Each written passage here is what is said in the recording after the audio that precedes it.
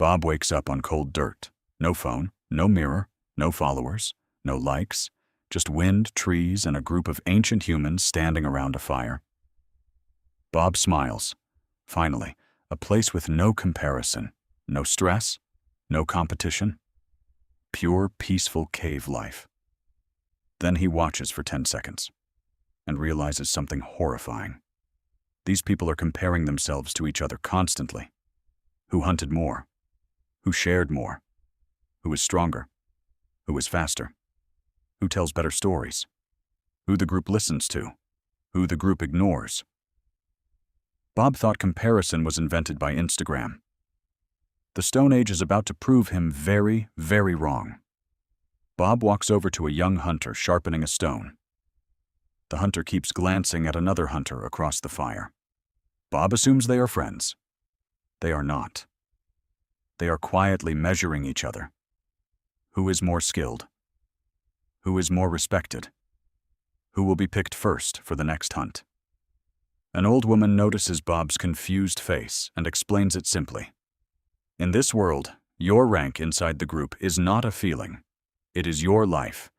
If the group respects you, you eat. If the group trusts you, you are protected. If the group values you, someone will care for you when you are sick, old, or hurt. If the group forgets you, winter will. Bob suddenly understands. Comparison is not vanity here. Comparison is survival. For almost all of human history, humans lived in small groups of maybe 30 to 150 people. There were no police, no hospitals, no supermarkets, no safety nets. Your entire world was the people around you. And your place inside that world decided everything. So the human brain evolved a very specific superpower, a built-in radar that constantly scans other people. Who is above me? Who is below me? Who is rising? Who is falling? Who likes me? Who does not? Who I should copy? Who I should avoid? This radar never turns off. Not then. Not now. Not ever. Bob tries to test this. He decides to ignore the group entirely. He sits alone under a tree, arms crossed, pretending he does not care what anyone thinks. 10 minutes later, he is peeking over his shoulder to see if anyone noticed him being cool and independent. His Stone Age brain betrays him instantly. Because for our ancestors, being cast out of the group was not sadness, it was a death sentence. Alone, a human could not hunt large animals. Alone, a human could not defend against predators. Alone, a human could not survive illness or injury.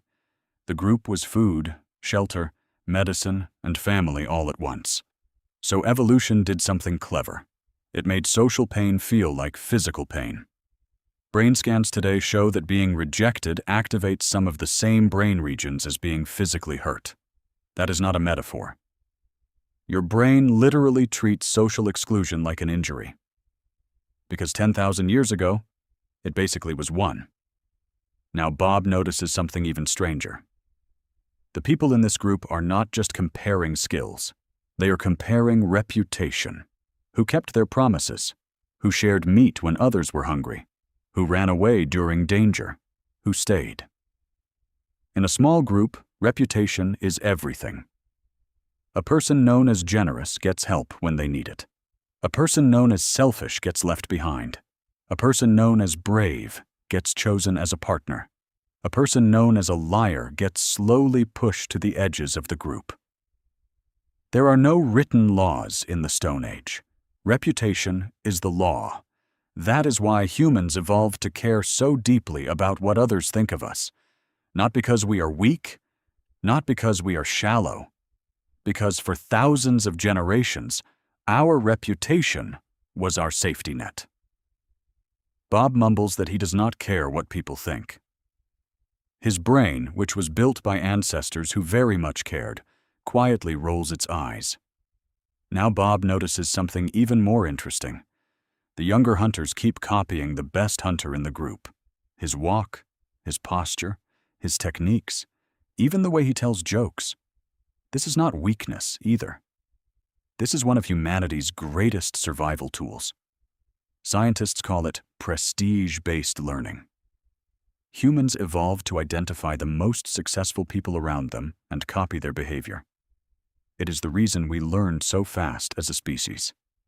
Fire, tools, language, farming. Almost every skill spread because humans watched winners and imitated them. Your brain is not obsessed with successful people because you are shallow. Your brain is obsessed with successful people because copying them used to keep you alive.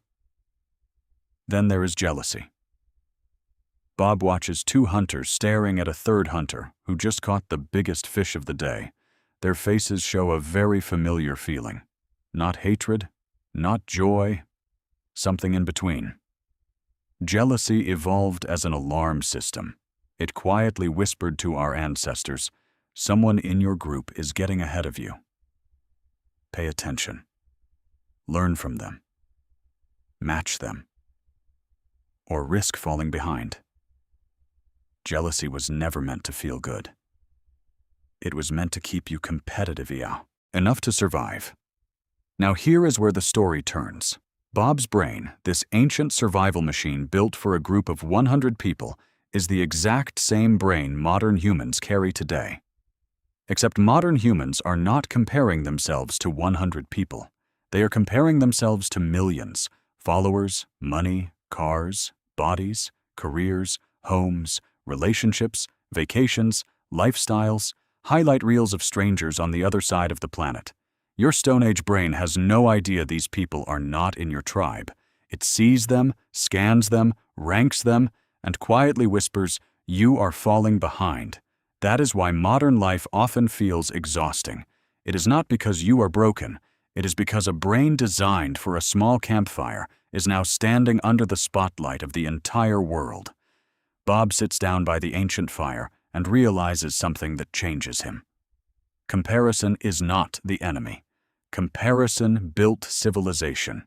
It pushed humans to learn, cooperate, improve, and survive.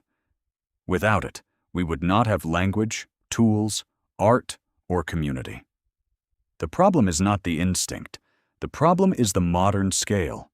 Your brain is not trying to make you feel small. It is trying to keep you alive in a world that no longer exists. Bob stands up, looks at the ancient stars, and quietly whispers something to himself. Maybe the goal is not to stop comparing.